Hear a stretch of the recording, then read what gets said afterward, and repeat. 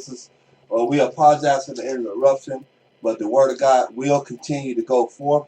And we got the prophet. Prophet, you're still in chapter 2, verse 31 here? Yes, and again, we are picking up. It's a part 1 and part 2. For those who follow us on Spreaker.com, you can find part 1 and part 2 of Call to Greatness. And we're in 1 Samuel chapter 2, and we're going to pick up at verse 31.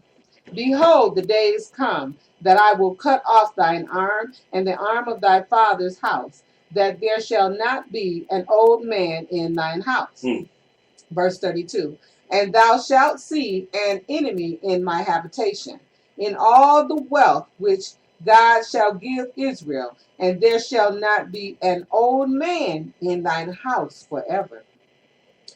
And the man of thine, whom I shall not cut off from mine altar, shall be to consume thine eyes, and to grieve thine heart, and all the increase of thine house shall die in the flower of their age.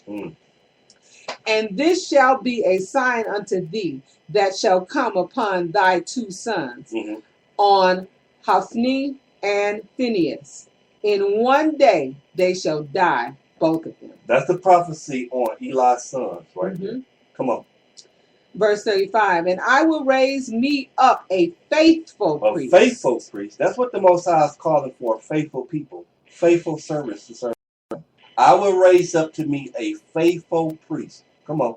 That shall do according to that which is in mine heart and in my mind. Okay. And I will build him a sure house, and he shall walk before mine anointed forever. And it shall come to pass that everyone that is left in thine house shall come and crouch to him for a piece of silver and a morsel of bread, and shall say, Put me, I pray thee, into one of the priest's offices, that I may eat a piece of bread. Come on. You know what? That is the Most High. He's really speaking about Christ. Okay? But come on. We're going to go in chapter 3 here. And the child Samuel ministered unto Ahiah, the Most High God, before Eli. And the word of Ahiah, the Most High God, was precious in those days. Precious in those days. There was no open vision. What does that mean? There was no open vision. Right? The Most High's word is timeless, right? Go over to Amos, brothers and sisters. Go to Amos chapter 8. The book of Amos, chapter 8. What does that mean? The word of the Most High was precious in those days. There was no open vision. So let's precept that. Okay. Chapter 8, what verse? Chapter 8, verse 11. Prophet. Amos chapter 8, verse 11. Behold, the days come, saith the Lord God, the Most High God, that I will send a famine in the land. Not a famine of bread, nor a thirst for water, but of hearing the words of the Most High God. But of hearing the words of the Most High. See, that's what's going on now. Okay? There's a famine in the land. And the Most High is raising up his true prophets to teach that word, to edify the body. Okay? You got everybody there teaching prosperity. Prosperity for what? What am I going to prosper? What does that have to do with my soul? Okay? Tell me how I'm going to benefit from my soul. Don't teach me smooth things. Don't tell me smooth things. That's right.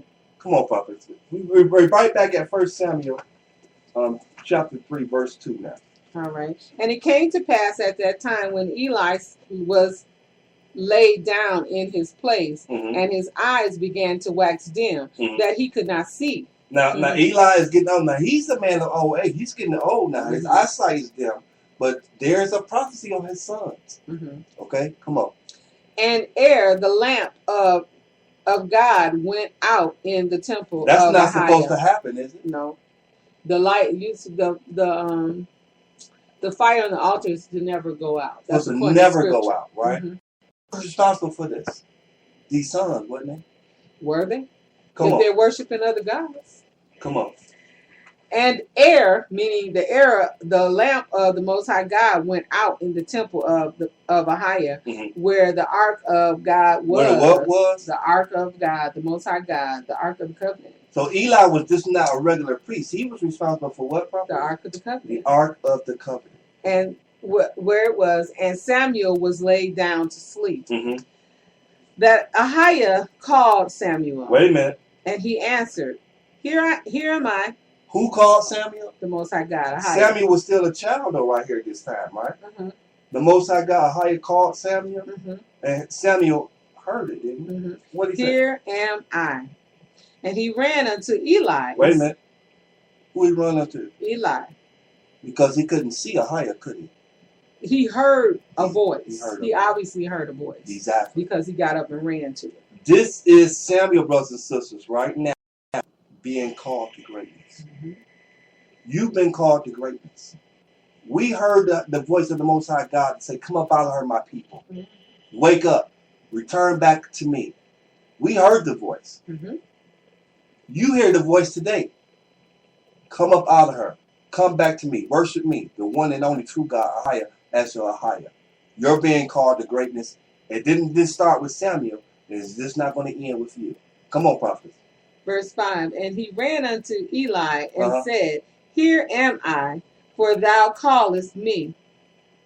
And he said, I called not. Lie down again. Lay down, go to sleep, boy. Mm-hmm. Come on. And he went and lay down. Mm-hmm. And Ahia called yet again. What? What Ahia do? He called yet again. He gonna keep calling you. If he called you to the greatness, he's going to keep calling. He might call you at different points in your life. He might call you at different periods in your life. Mm-hmm. But he's calling you. You know, Elder, I have to say it, as the Most High is leading me to say it. There's someone listening to us today that doubts. Mm-hmm. They doubt and literally have just said, well, I would have to hear it audible. The Most High is going to allow you to hear it audible. I don't know who it is, but somebody just said it.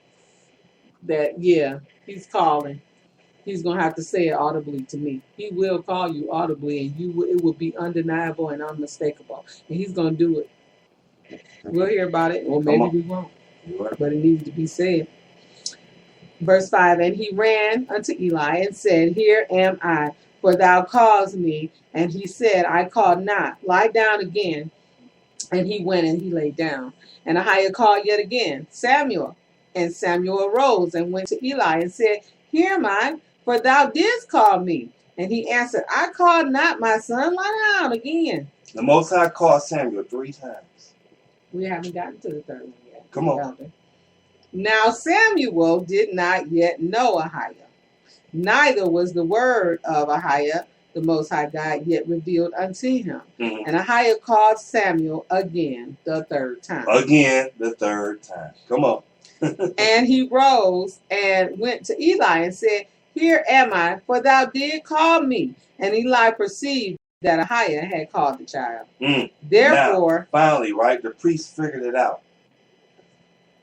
The priest figured it out, right, prophet? Right. That Ahia was calling the child. Absolutely. After 3 times. Right? Mm-hmm. Come on. Therefore, Eli said unto Samuel, go, lie down, and it shall be, if he call thee, that thou shalt say, speak, Ahia, for thy servant heareth. So Samuel went and lay down in his place. And Ahia came and stood and called as at other times, Samuel, Samuel. Then Samuel answered, speak, for thy servant heareth. And Ahia said to Samuel, behold, I will do a thing in Israel, at which both the ears of every one that heareth it shall tingle. Shall tingle. In that day I will perform against Eli all things which I have spoken concerning his house. Mm-hmm. When I begin, I will also make an end. For I have told him that I will judge his house forever for the iniquity which he knows, because his sons made themselves vile, and he restrained them not. Now, what Eli didn't do what? What did Eli didn't do? He didn't restrain them. He didn't discipline them for coming against the Most High God. So the Most High is telling Samuel, they gonna get it. Mm-hmm. And I'm telling you now, because Eli didn't restrain them. This could have been prevented now. It could have been prevented. Because you can correct people. He allowed it, it's going to be done. Right? The Most High told Samuel, because Eli allowed it, it's going to be done. Mm-hmm. Come on, prophet. Mm-hmm. Verse 14, and therefore I have sworn unto the house of Eli, that the iniquity of Eli's house shall not be purged with sacrifice nor offering forever. And Samuel lay until the morning and opened the doors of the house of Ahia, of the Most High God. And Samuel feared to show Eli the vision. He didn't want to tell Eli. Eli the high priest. But even Eli knew that the Most High Ahia was talking to Samuel.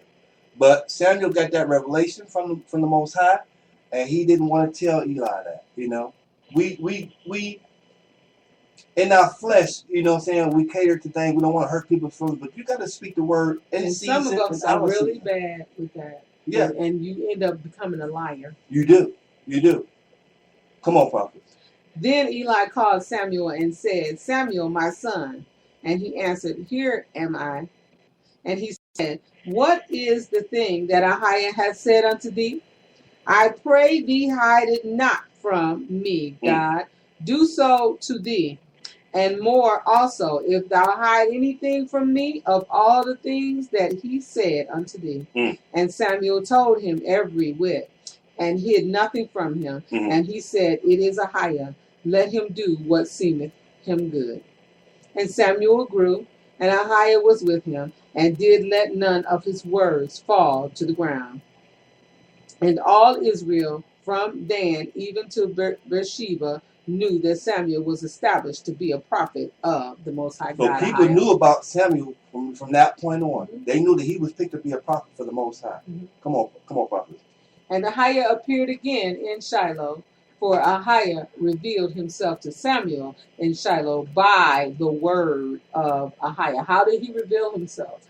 By the word of Ahiah. How did he identify himself? By the word. It's his word. It's his word. You want to know what his voice is, get into his word, and you'll be able to hear his voice. He will. Now, we're telling you this in this teaching to clean the sin out of your camp, because you're called to greatness, brothers and sisters. You're called to do what is required of you. Keep the commandments and tell people about the Most High and his blessings. That's what you're called to. You're called to be a minister to your neighbor next door to you.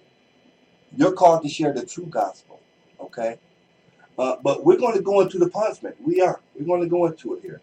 Let's go in chapter 4. Let's keep going. We're going to go into chapter 4, prophet. And we're going to stop in chapter 4, but let's keep going. All right.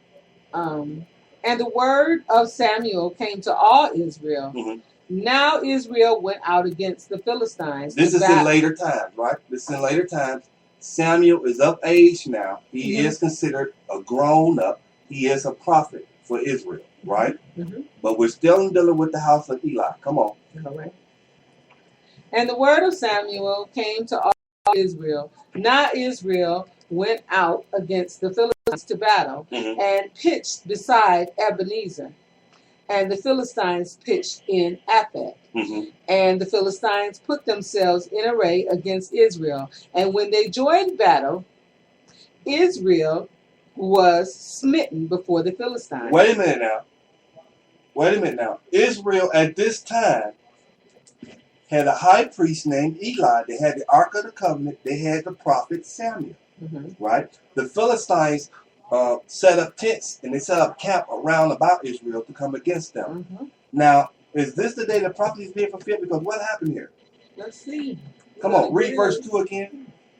And the Philistines put themselves in array against Israel. And when they joined battle, Israel was smitten before the Philistines. And they slew of the army in the field about 4,000 men. And when the people were come into the camp, the elders of Israel said, Wherefore hath Ahiah the Most High smitten us today before the Philistines? Let us fetch the Ark of the Covenant. Let us fetch what? Let us fetch the Ark of the Covenant of the Most High God Ahiah out of Shiloh unto us, that when it cometh among us, it may save us out of the hand of our enemies. The Ark of the Covenant, brothers and sisters, the Lord with the Ark of the Covenant, that it was a power. It was a power source. It was a power source that the Most High dwelt his spirit in. So it protected Israel. It did. Anybody that would touch that ark would be instantly killed. Okay? So that was a power source. Israel knew that by having the ark. They possessed power. Okay? But the ark now lives in us. The Old Testament is a shadow of the New Testament. We hold the Ark of the Covenant within us. Christ is our power source.